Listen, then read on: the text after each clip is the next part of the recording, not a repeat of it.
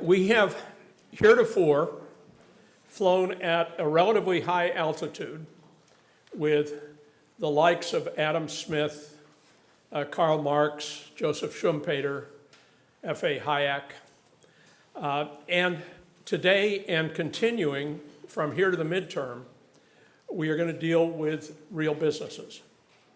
And it is our considerable privilege to have with us Sharon Oster, who is a Harvard PhD in economics, is widely thought to be the wisest owl on the management of nonprofit organizations anywhere in the world, and is the Frederick Wolf Professor of Entrepreneurship at the School of Management, and is, in addition to that, Dean of that school.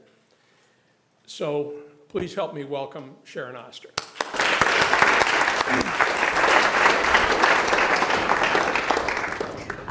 Thank you all. In my youth, I taught at Yale College, and I taught generations of undergrads intermediate micro. So it's nice to be back amongst you teaching something a little bit about economics. I hope Doug warned you, but I'm going to treat it like a business school class, which means I'm going to cold call on you. And people in the back should know that I especially like calling on the people in the back because they tend to doze otherwise. So you might want to change your seat.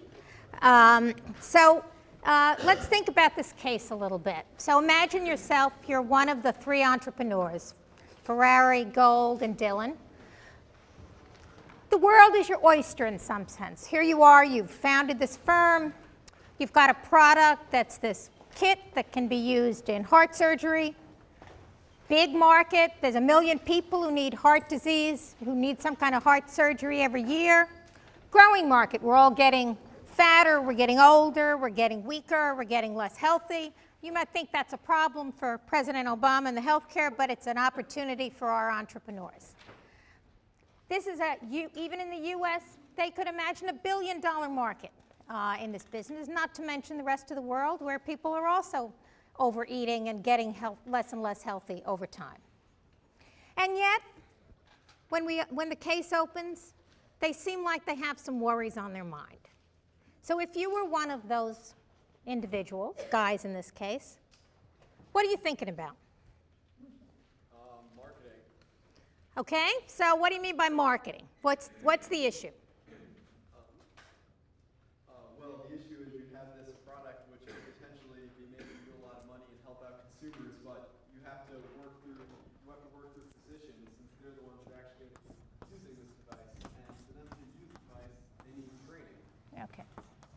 So one set of questions we're going to have are a set of questions about the buyer. And there can be a lot of questions about the buyer, but let's just get that up there as one set of things we're worried about. What are you worried about? I guess I'd be worried about the competitiveness of my product. Mm-hmm. Actually can compete on the market. Good. So, at the moment, let her have it. She's doing okay. So at the moment, I only have one competitor. So what would we call that if we were in economics class? A duopoly, okay. Now, one of the things we know about duopolies, if they're any kind of sensible duopolies, they're probably doing pretty well. This duopolist, my competitor, what's his price point look like? Price point? Yeah, so I'm charging $1,000 for my thing. What's he charging? Anybody remember the number? 5,000. Oh, they're good. They're good. They know the numbers. So, I'm thinking to myself, you're worried about the competition, but I got one competitor and he's charging 5 times my price. That makes me look like I'm pretty good. Is there something else you're worried about? Well, it's not just that one competitor, but other techniques also. Good. Okay. So one thing I'm worried about right now is my existing competitor. But Schumpeter doesn't tell me that I should only worry about a static competition, does he? What is Schumpeter's model about what's happening with competition? Creative destruction. Mm-hmm. The other firms that went to the market and less successful firms will force that out of the market. Okay. So a thing I better worry about is not just the extant competitor's hard port, but I better think a little bit about who else is coming. So I'm going to be thinking a little bit about what Michael Porter, who you also looked at, I guess, is new entry, and how do I understand new entry. And then if I think about the flip side of Schumpeter, not only am I worried about some new guys coming in and destroying me, but as I come in, I'm of course competing against some existing players. So I need to think a little bit about existing players and the way in which they are attacking this market. And one of the things you're going to observe about almost every new product as it enters the market, even if it thinks of itself as a new product, it has existing competitors. So many of you may have Kindles. If you look at Kindles, the Kindle is obviously also worried about what's happening with the Sony Reader and all the new things that look like a Kindle. But really from the point of Kindles, from Kindle's point of view, its real job at the moment is converting all those people who are buying hard-covered books. Okay, so it is thinking a little bit about conversion of consumers from the way in which they are currently used to solving a problem to your new way of solving a problem. So we're going to have to think here in competition not only about the guys that are doing it our way, but the existing players. And we're going to have to think about these things in the context of a set of issues involving the customers, how I connect to the customers, how I deliver to whoever these customers are, and we'll have to think about that, a set of different products for the needs of our people. I'm going to stay with those two things for a while, and then Doug will help me pull down the slides to get to some other questions in the end, but this is going to take care of us for a little while. So let's stick with the competition part of it first. So before I came along, kind of how is it that people got their heart problems solved? Guy in the back with the pink shirt in the last row. Either bypass surgery or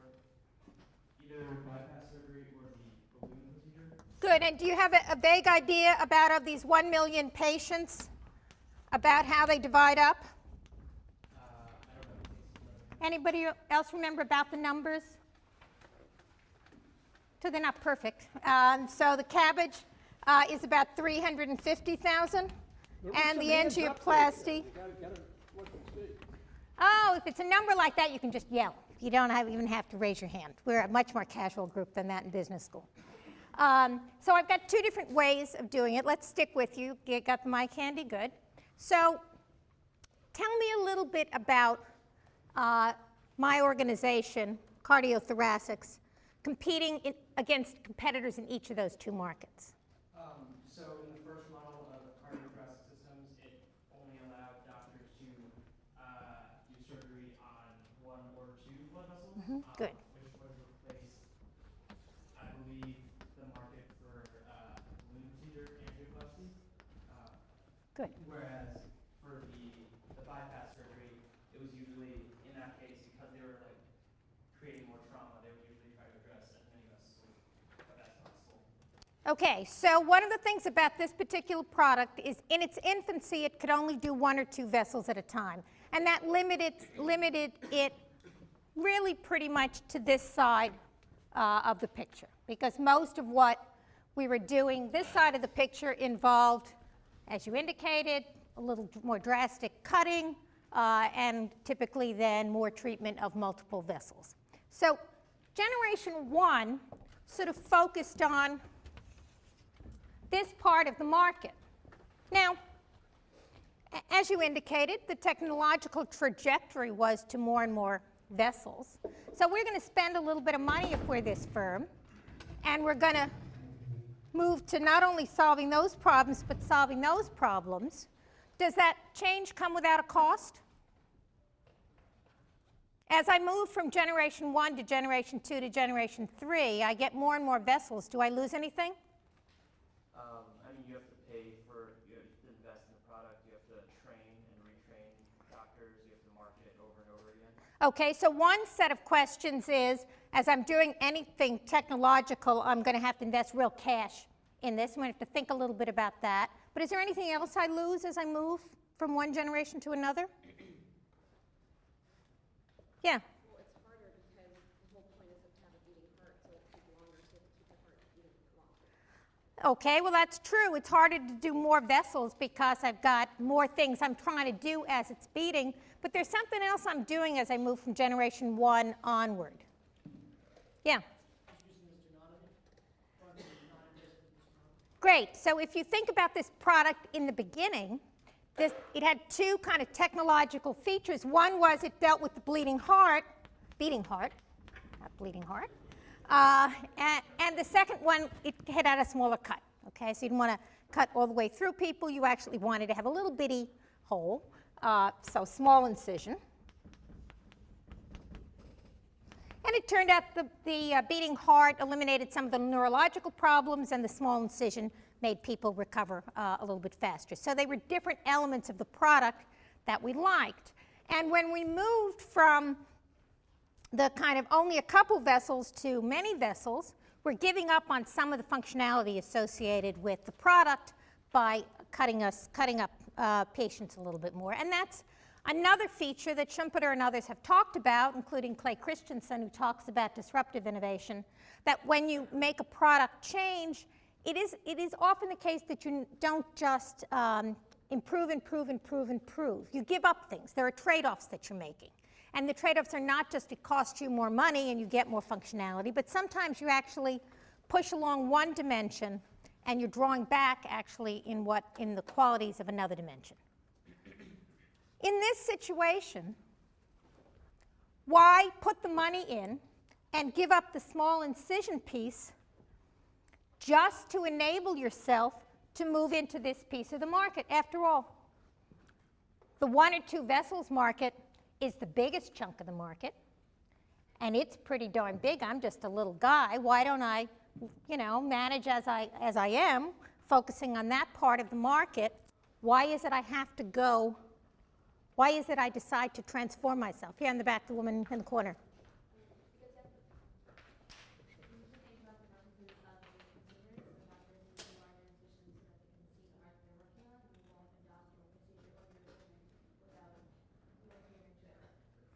You have to say that louder for me or slower.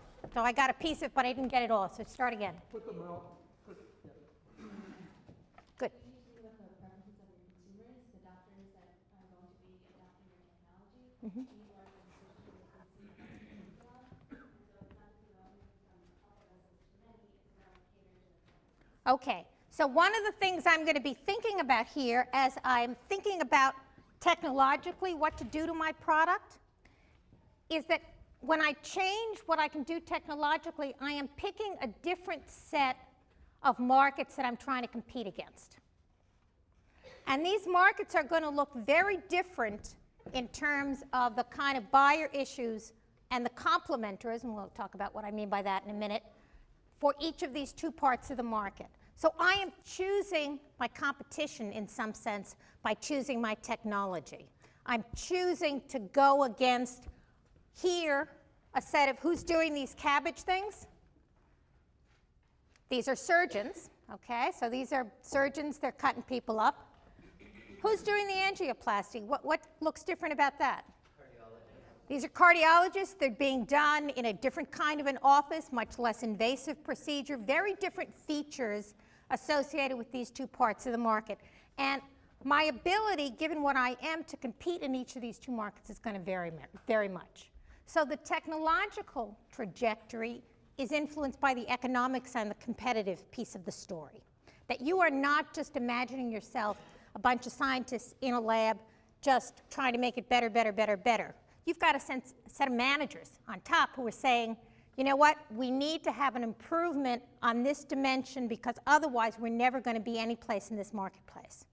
And a decision was made, and we're going to turn to figuring out why this decision was made, that it was going to be important to be in this part of the market and not just this part of the market, to get myself some more functionality with the multi-vessels. Okay, so to think about why I needed to go that way, I want to switch over a little bit to this piece. We're going to come back to this part in a minute as well. And I want to think a little bit about the buyer issues.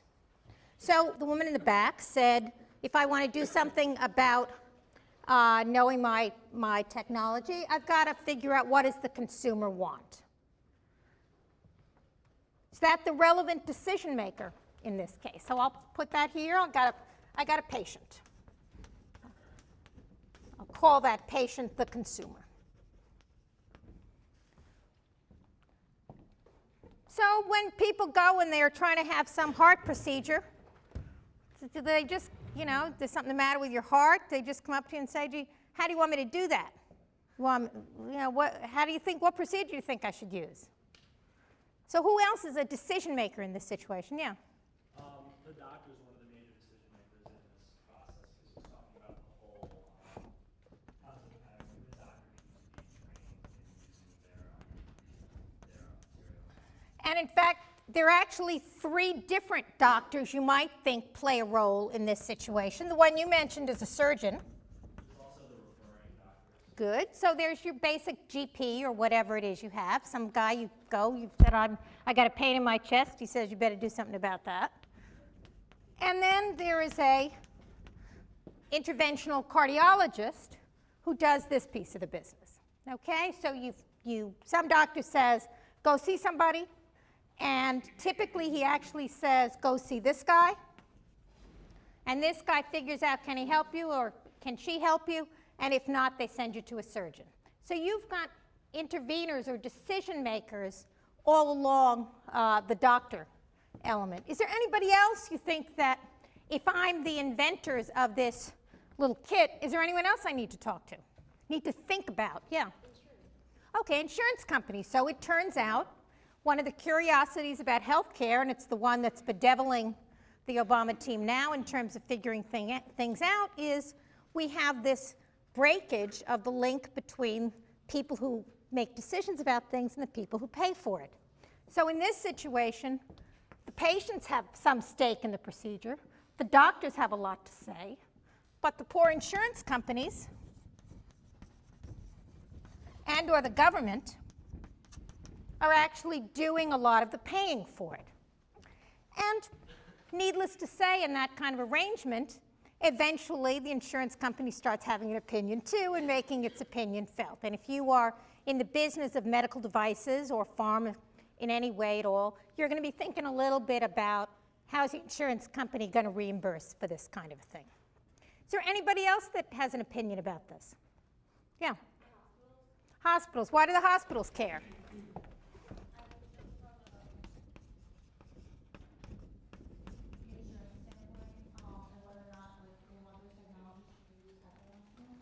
So, good. So hospitals actually turn out to have an interesting set of issues about this particular thing. Hospitals, to the extent that they are reimbursed by insurance,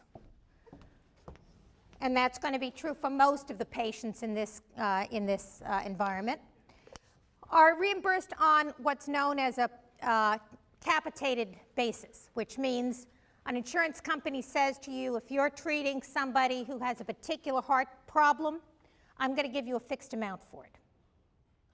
That's quite a difference from the way we used to, insurers used to pay, which was, you treated somebody, let me see what your bills are, I'm going to pay you. In an attempt to get some kind of efficiency, they actually went to a system, sometimes called DRGs, in which they said, for an average, more or less healthy guy who has this problem, I'm going to pay you X to treat him. If I'm going to pay, if that's the way I have my hospital reimbursement happen, how does the hospital feel about my particular device? What do you think? Not great, probably. Okay, so one thing it doesn't like is it's just costing them money. So it's kind of just taking it off the top. Might there be anything about it they would like? Yeah, in the back. Yeah, well, the device improves patient recovery time, reduces mortality, so that's another thing that one's trying to quantify. Yeah, and there could be other people who care about the mortality in particular. But the first thing you said was about recovery time. Why might the hospital be especially interested in that? Yeah. Well, because I know for most of the time, if the procedure is actually capitated for your payment, then a lot of times recovery time is also going to fall in that payment. And the longer you recover, you're not going to get any more money for that. So Okay. you have to So it's actually going to vary for different hospitals depending on the contract that they're going to get. So for some hospitals, I just give you a fee, and that would mean if this procedure gets you out of your bed into home faster, that's a benefit for the hospital because they basically only have to keep you in 3 days, not 7. I save some money. On the other hand, what does this device do to the amount of time I need to use as an operating surgeon? Probably increases it. And from the point of view of hospitals, most hospitals are more constrained in operating room time than they are in hospital bed time. So again, it's going to depend a little bit on the hospital, how they feel about this, and a little bit on how much we've pushed down in terms of the insurance. But the hospital is definitely going to have some kind of say. Now, notice something about these groups. They all have opinions. They all have a role to play in the kind of decision that's going to affect my ability to compete in these parts of the market. Do they all have the same kinds of preferences? Guy in the orange. Talk to me a little bit about how each of these players, or a couple of these players, might feel about the idea of introducing this kit that enables people to operate on your heart. I mean, it's going to have a different response from each one of the buyers. Potentially, like, doctors can make more money off of a system that's less technologically inclined, for example. So, I mean, their previous system could allow them to make more money, whereas patients could actually benefit if this system could actually lower costs. So, each one of the buyers are going to have different responses towards technology. Okay, that's a little vague. So let's sharpen it up. You can sharpen it up for us. It's not wrong, it's just a little vague. Yeah. Okay, so like sharpening in terms of the patient and consumer, I think what he was trying to say was that with these new technologies, it'll require greater training that the doctor may or may not be able to afford or go through. Okay, But good. it might benefit the patient because the technology will be less invasive or something like that. But there's a higher risk involved because there weren't as many testings that, as were mentioned before, so that could offset like the patient's preference of going under the knife of something that isn't that tested. Good. Okay, so a couple of issues here. One is there's certainly a question about the doctor training. And one of the things that's going to keep me awake at night as an entrepreneur is thinking a little bit about the doctor training, which we are going to get to in a couple of minutes. And certainly the doctors are going to be right away at me and saying, okay, how am I going to get to learn that kind of thing? And you can already begin to see it's not going to be the kind of thing I'm going to have a course that I charge for. I'm going to have to figure out some way to incentivize these guys to come to my particular class and learn something about it. And we'll talk about what that is. The other thing I heard you say was something about risk. So let's think about the risk issues for the surgeon versus the patient and how they weigh those things. Now, in theory, if we're doing surgery, what's the medical benefit of this particular product? A guy in the red in the back. I think it reduces the mortality rate of patients. Okay, so one thing it may do is reduce mortality rate, although it's a little bit tricky in the beginning because we don't know how good the doctors are going to be. The initial real kind of consumer sale piece of this was less on the mortality, more on what? Yeah. The recovery rate is further so they can get out of the hospital and get back to work. Okay, so some of it is I can reduce your recovery rate. So if we think about that, does the doctor care a lot about how fast you get back to work? No, that's the one. Yes, I guess not as much as the patient. Okay, so one of the things we might think about the recovery angle is that the patient is going to care more than the doctor. So that's going to be an element. Recovery time in which we've got an asymmetry in terms of how much the people value these things. What's another element? Yeah. The trauma. The trauma. The sudden neurological complications that develop after the surgery. Yeah. So another thing about this surgery is you have to be on a heart-lung machine, and that actually has neurological problems potentially associated with it. So we've got something that it's actually potentially going to reduce some of our neurological problems. It turns out, for various studies people have done who study doctors and medical care kinds of things, if you thought about the trade-off to a patient and asked the question, how much incremental risk of death would you be willing to face to avoid the kind of very serious neurological damage? The answer to that question is very different for patients than it is to doctors. From the doctor's point of view, the danger of having someone die on the table is enormous relative to any other problem. From the patient's point of view, there are times in which they are willing to trade off and say there are some conditions that I could have that, frankly, I would just as soon take a chance of dying. And that's been actually a very complicated set of issues for doctor-patient relationships across a whole range of different operative and surgical procedures. And it says to me, in this situation where we are talking about heart recovery kinds of issues, those trade-offs are going to become potentially very large. So when we have a risk of death, that's going to be larger for the doctor, and the risk of damage is going to be conversely more important from the patient's point of view.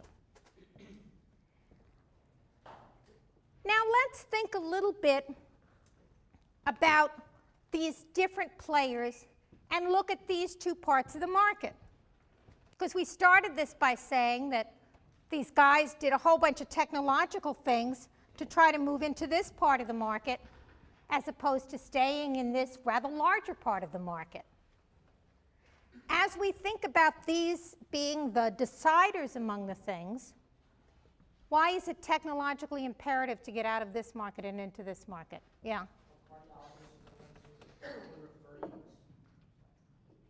Cardiologists will be the ones who refer you to surgery, and if they are the ones who perform the procedure, they then benefit from being able to perform the procedure themselves. So they have a quasi-monopoly of the market. Good. So some people call about this the gatekeeper problem.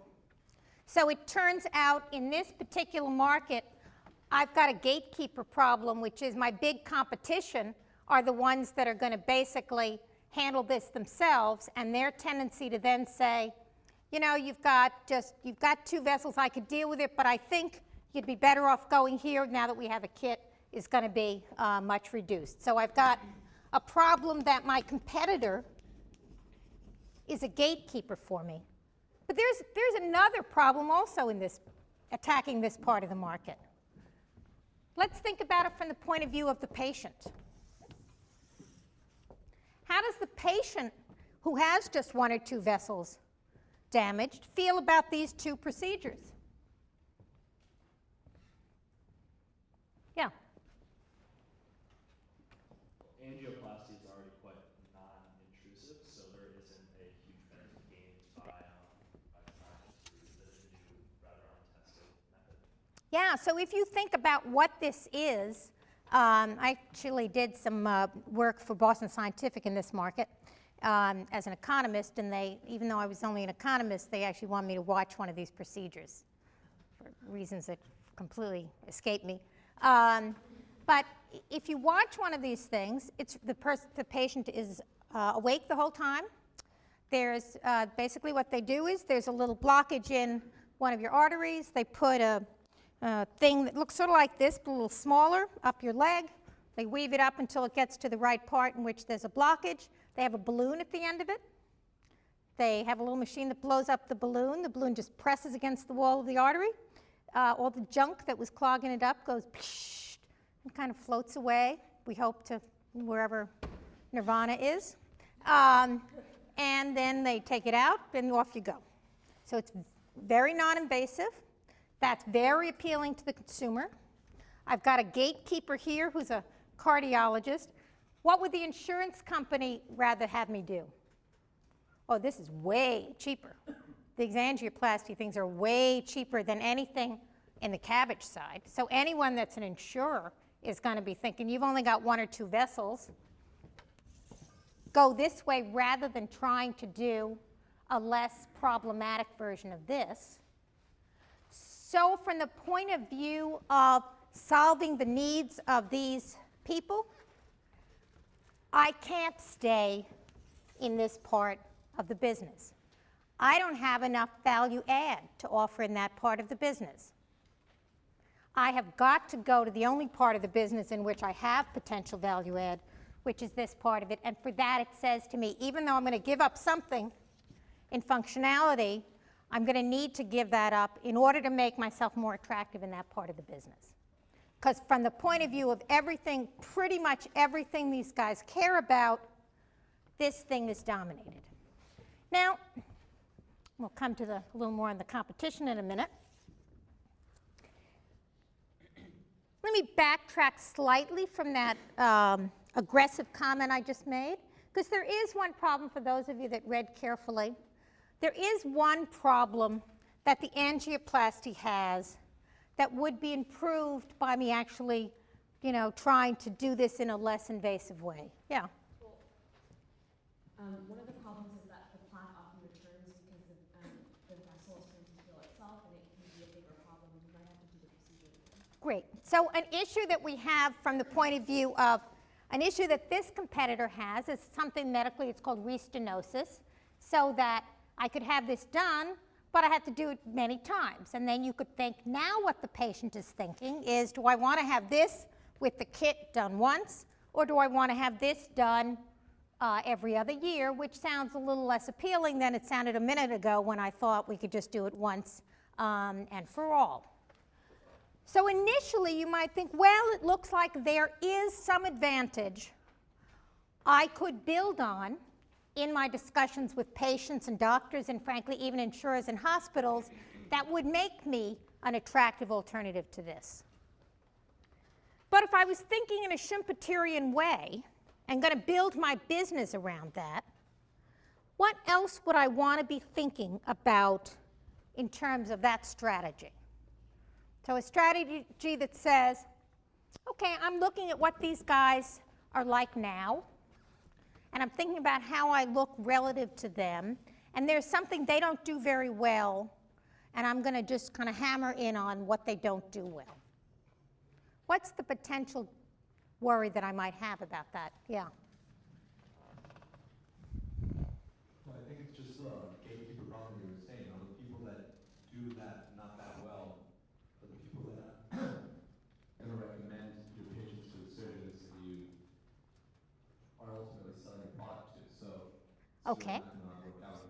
Good. So keep the mic. So that tells me if I were going to go that way, what would I need to be doing? You have to expand so that interventionists, cardiologists can use the product or eliminate the gatekeeper problem in some way. Okay, so I got to figure out a way to get over the gate. What's a way to get over the gate? No idea. Target the patient so that you can target the patients so that they demand it from their doctor. Good. So we could think a little bit about what's been happening, those of you that watch television, probably none of you anymore. One of the things we've seen in the healthcare area is much more direct advertising to patients. Even for things that you would think these are things your doctor is going to prescribe for you or make you do in one way or another. There's an attempt in a lot of areas to avoid the gatekeeper by going direct to the patients.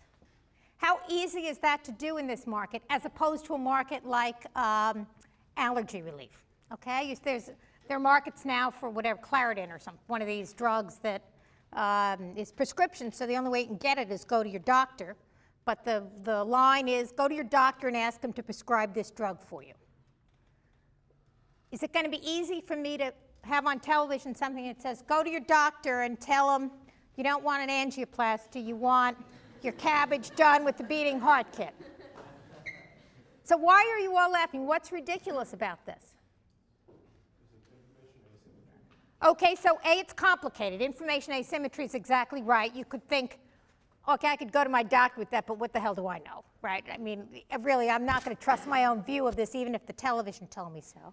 But there's actually another just sort of business issue, which is there, in some sense, aren't enough people watching TV for whom that message is relevant. Even if I could really focus in on TV and do it, it's going to be a problem. But there are some possibilities maybe on the web. So you could imagine a set of web advertisements that when you're clicking on something that says, what do I do about a heart problem, it clicks up to me, talk to your doctor about the beating heart port kit. So there are some technological things, directed marketing, that actually allow us in various markets to get away from gatekeepers and go direct. But there's actually another problem with building a lot on this strategy. As I think about building a strategy to attack an existing player, any of you have game theory? Any of you ever take game theory? Did any of you economics majors? Okay, good, I'm picking on you, because you should know this as an econ major. If you're thinking about positioning yourself against an existing competitor, I'm looking at what this guy's doing now. What else should I be looking at? How does he react to my reaction? Exactly. So I need to be thinking, this guy's, what is he going to be just sitting around kind of, reaping in the profits? He's going to be thinking about, here you came with this new business, and you're attacking me by virtue of my restenosis, what am I going to do? Now I want to think a little bit about, if I'm the designer of this thing, is who are these players? Anyone have any sense of who the guys are doing the angioplasty business, producing these balloon catheters and so on? Well, they're big companies. Companies like some of you may want to go work for someday, Boston Scientific, Medtronic, Johnson & Johnson.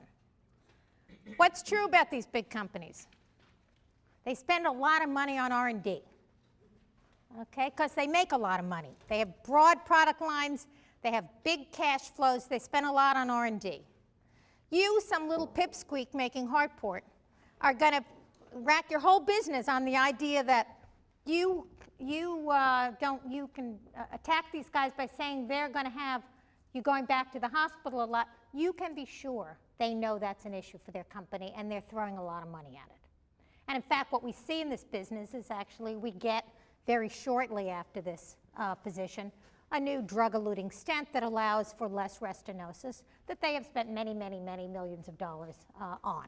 So I think it is very dangerous to stick with the two-vessel thing, because you know these guys, A, in the first place, you don't have a value proposition for consumers, and B, you've got very strong competitors who have a lot of money to throw at the particular problem that they have. So just a couple more things we want to think about. The training issues. If I'm actually going to make this work in this business, I have got what economists would call a complement with an E, not an I. I got to somehow, this kit doesn't do it itself. This kit is used by doctors, surgeons. So I've got to figure out a way to train those guys. And in the case, they talk about some of the ways they try to train these guys. One is they offer them trips to Hawaii. What's the problem with the trips to Hawaii to learn? A lot of the doctors are coming there just to look at the actual product and not actually learn how to use it. It's like they've heard about it, they're interested just to learn more about it, not actually apply it. So Okay. it turned out, I think that only 2 people actually stayed for the surgery on the baby to see what actually happened. Good, and since you're an econ major, we'll test you a little more on the econ. So there's a problem in economics known as the selection problem. Okay, so how does the selection problem play into this? What kind of doctors go to Hawaii? Doctors that like beaches. Okay, they like beaches, and when they go to Hawaii, I'm paying for their transport, but what am I not covering? What's a magic word? There are only 3 magic. Oh, thank you, that's the magic word. So I guess if we follow that logic, it's doctors that have the free time to go to Hawaii. You bet. Being paid practically by it. You bet. So a strategy that says come to Hawaii attracts a bunch of doctors who aren't doing many surgeries, because they got plenty of time to come to Hawaii. The people that I want to attract are the people that are doing a lot of surgeries, because they are an annuity. Word from those of you interested in finance. Once I teach them, every year they do more surgeries. Every year, I don't keep reteaching them. Every year they do something. Moreover, I want the guys who are in teaching hospitals like Yale, because they're going to teach all the guys behind them. And I want them to be big users. And that's why most of the training for these kind of things actually happens in the hospital. Doesn't happen in Hawaii. Hawaii sounds great to someone who doesn't know anything about doctors. What you want to do is you want to go where they are, train them where they are, where there's low opportunity cost of learning as a way to capturing. Still, it's going to be a tricky piece. It's going to be a tricky piece to try to do it. So we have a situation in which it looks like a good idea. We've got big hurdles to go over in terms of actually having a value add that's meaningful. Suppose I did have something that I convinced, I got enough doctors to know how to do it. I got enough stories to consumers and others that I got around the intervention cardiologist. There's a lot of ifs about this. And I'm getting some penetration of this thing. Now what am I worried about? Yeah. Is insurance going to cover it? Okay, I could worry about is insurance going to cover it, but suppose I got that. I've managed to convince those insurance companies that, you know, this is going to get people out of the hospital faster. This is going to be a good deal. Here I am. I'm just starting to make money. What do we know when you're just starting to make money? What happens to you? What kind of a science is economics? The dismal science. Why is it the dismal science? Because the minute you start making money, what happens? People enter the market. That's the glory of why prices come down. In this situation, what kind of a product do we have? We have a little platform for a beating heart. When we convinced the doctors to adapt it, we wanted to have something that was going to look pretty generic, because I wanted to give doctors some sense of, you can learn how to make this and I'm not going to hold you up eventually. The easier it is to copy, however, the more problem I have from new entry.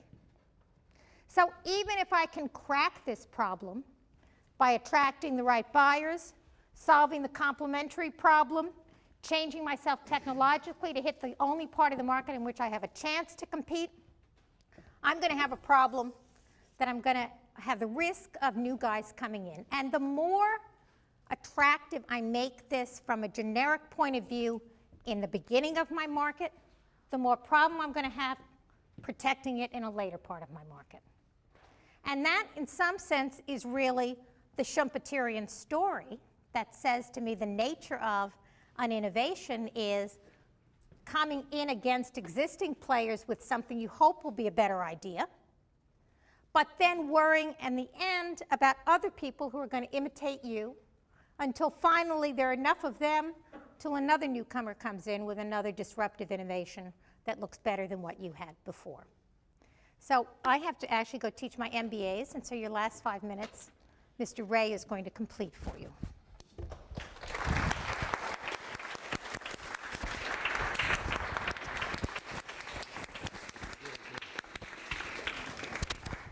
As you can see, she's done that before.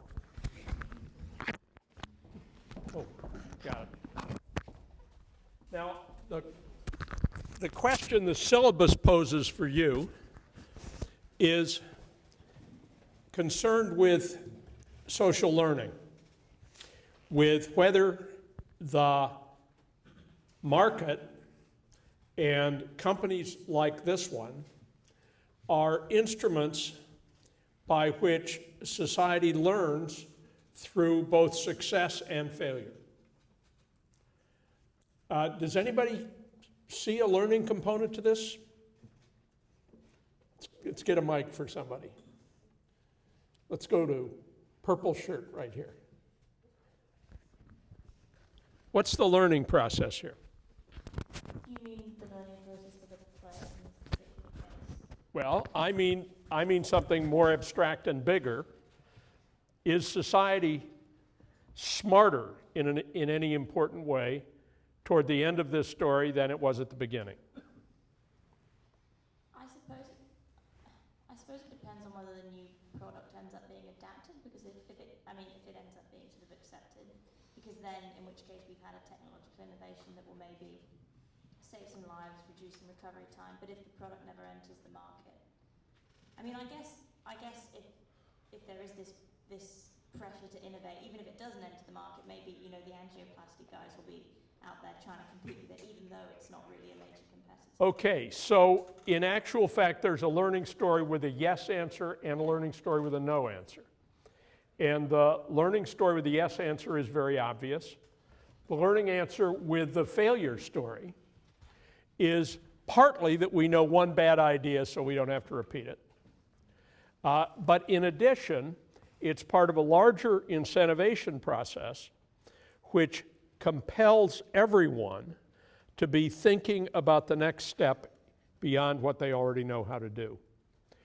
In the case for Monday, which is, its URL is posted on Classes V2, we have the Polaroid land camera, invented by Edwin Land, and it is a less bloody story that is a little like the one we just did.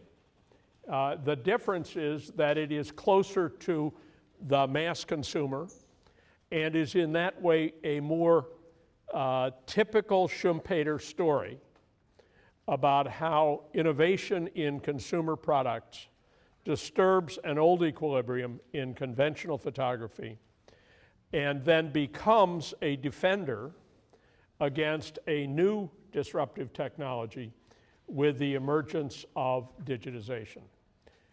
We'll see you on Monday.